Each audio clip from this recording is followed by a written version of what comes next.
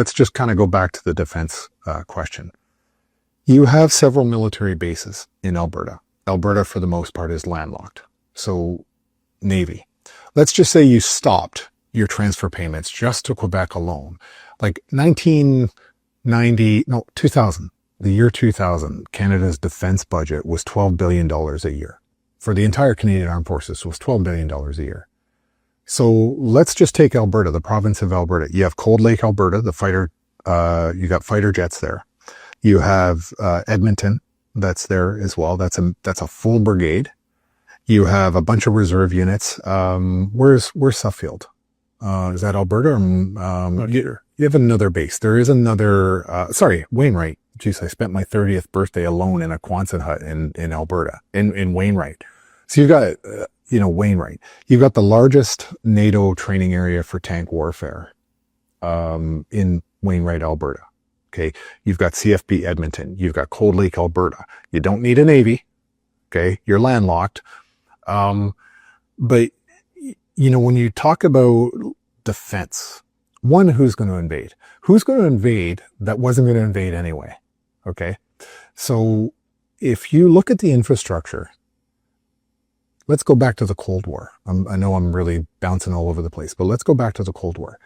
A lot of people don't understand that one of the major scenarios in World War III, the World War III scenario during the Cold War, was that Russia would, in order to attack America, if America decided to make, Russia decided to make the first move, the only way to get into America would be through the Arctic Circle. It's the shortest distance to travel, and it's, you can't get America from the ocean. Like, you really couldn't do that. You wouldn't succeed in doing a beachhead into the United States of America along its coast. Like, it's impossible. So the only way to fight the Cold War against the Russians in World War III would have been the Russians coming over the Arctic Circle. The Canadian military would have responded long enough to delay the Russians from getting into the United States.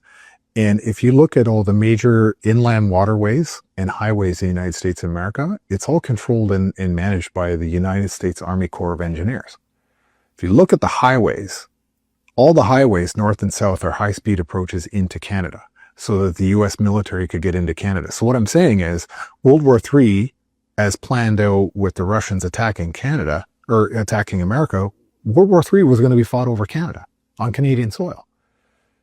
Alberta has that key piece of terrain there. That's all tank country in the southern part of Alberta. But that scenario still exists, and the Americans are still going to want to have a relationship with Alberta for military defense. And there's no reason in my mind that maybe America wouldn't post American fighter jets and American military into Alberta to assist with Alberta's defense as well as American defense. Because the greatest asset that Alberta has in the relationship to America is the oil, the LNG. And so Alberta could cut out that line going to Ontario. They could cut out everybody and just go north-south with their oil. It's in America's best interest to have a relationship with Alberta in order to protect that national security threat of losing the oil. So I think Alberta would be in a great position to have a very strong relationship with the United States military and the United States government while still maintaining their independence and their sovereignty. So from a military perspective, you've got all the assets in place. It's there. You don't need to do much. You just need to tell the federal government, sorry, it's ours now, under the terms of separation, and we're keeping it. You can post all your people out of the thing. We're going to fill it with Albertans.